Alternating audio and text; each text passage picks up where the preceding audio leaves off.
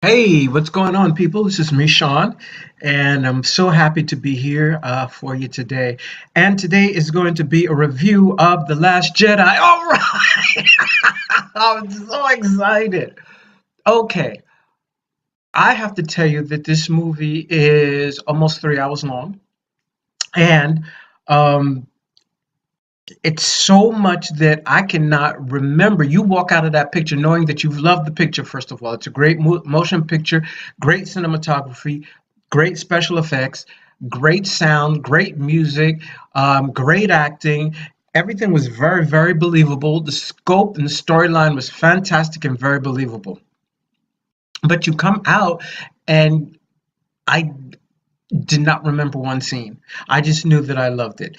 I was a little bit late, and let me first tell you that I went to 160 First Street here in the Bronx because at that particular theater, and I don't want to name the theater because I'm going to get the name wrong. Cineplex. I was going to say something else, but Cineplex, and they tell you that you can get in at 11 o'clock for $8. Now, the regular movies today, when you go in, are is $17, $17 to $19.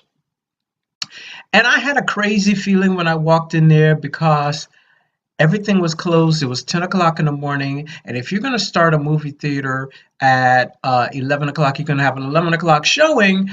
Their movie theater is going to be open. Everybody was milling around, not doing much, eating the concessions and stuff like that, eating their profits basically. Girls really didn't need to do that.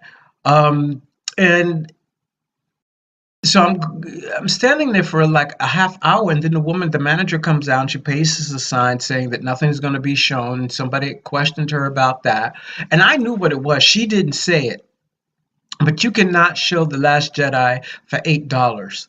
You can't because Disney is the representation studio of this movie, and it's already known that Disney has taken, I think it's 75 to 80% of the receipts right off the bat. In other words, the first 2 weeks this movie opens, the theater is not making any money from this. Maybe 25%, if they're good 25%. Um, and that's never really happened before. And the reason why Disney's able to do this is because last year, the last Star Wars movie, um, it was such a hit that you, they were on a different plateau. Disney was on a different plateau this time, and they utilized it. They said that we're going to take this amount of money for this amount of time. Let's say 85% for 2 weeks. Your theater is basically not going to make any money, but you'll probably make money from concessions, and that'll be it. So instead of them opening the movie theater at 8 o'clock, they cannot show any movie because people will go in wanting to see the Avengers and not wanting to see Star Wars and go, well, the Avengers are $8 an hour. I mean, $8. Why can't I get in to see the last Jedi for that cost? And instead of going through that, and I understand why she didn't want to do it, or couldn't do it. They just said the movie theater wouldn't open until an undisclosed time, but I knew it would be 12:30 or 1. So I left there and I went down to where I promoted myself to go, which was 14th Street, Union Square, Regal Cinemas. And I missed the credits, man. I missed the bloody credits. Those credits where it goes off into like the I don't want to say the sunset, but into the galaxy. I missed that. Uh, I came in right after it had gone off the screen. And baby, I don't remember the first scene. I don't. What I do remember is that Rey and Kylo Ren face each other again, and it's more like Rey is concentrating on working on the Force and contemplating who her parents are and kind of fixing her gun and stuff like that. And all of a sudden, she sees Kylo Ren. He's in the same bloody room with her, but his background is the Death Star or the Star Killer, and she shoots at him.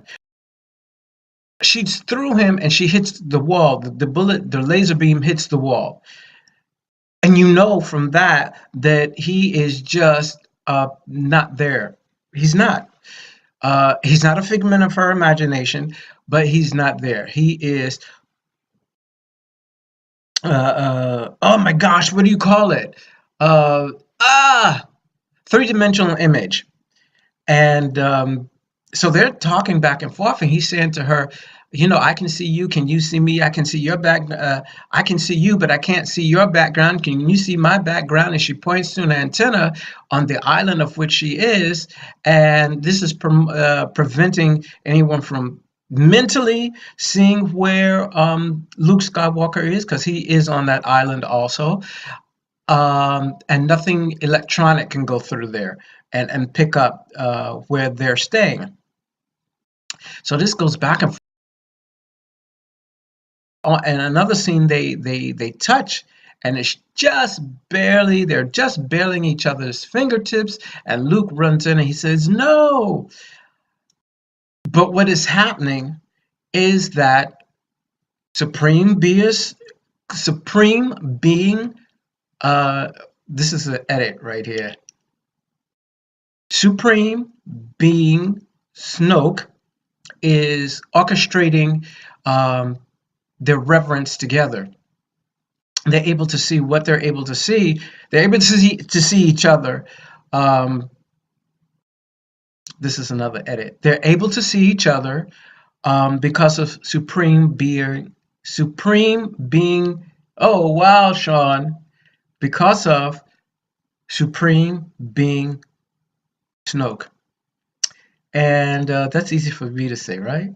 Um, so he's orchestrating this. He really wants to agitate their senses together. So basically, Kylo Ren says, "Come to me. Um, you know, I'll help you with the Force. I'll manifest it in you, even more of which it is now." And they're like, basically, if you need a teacher, I'm the one to come to. And she takes him up on that. But she said, bring you back from the dark side to the light. You need to be in the light. Your mother misses you, and there is a place for you in the light. There's still light in you. I can feel it. There isn't. So she goes to him.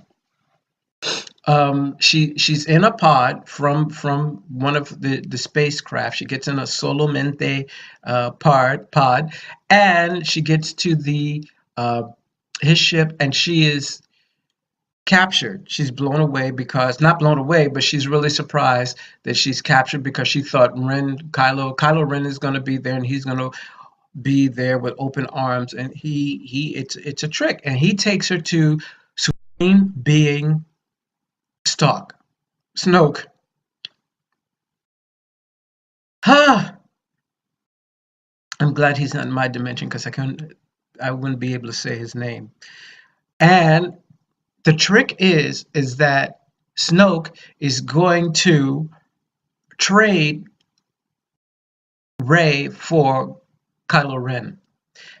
And it's at that moment that he realizes that what his father, Han Solo, has told him is true, that he's going to be crushed, he's going to be killed, and he's going to be traded up for Rey because Rey is another natural being who's even more strong than he is, and Snoke really wants her to control her at his will. Now, when you see Snoke, he's dressed in this beautiful, I guess it's gold lame, almost like a smoking suit. He looks good.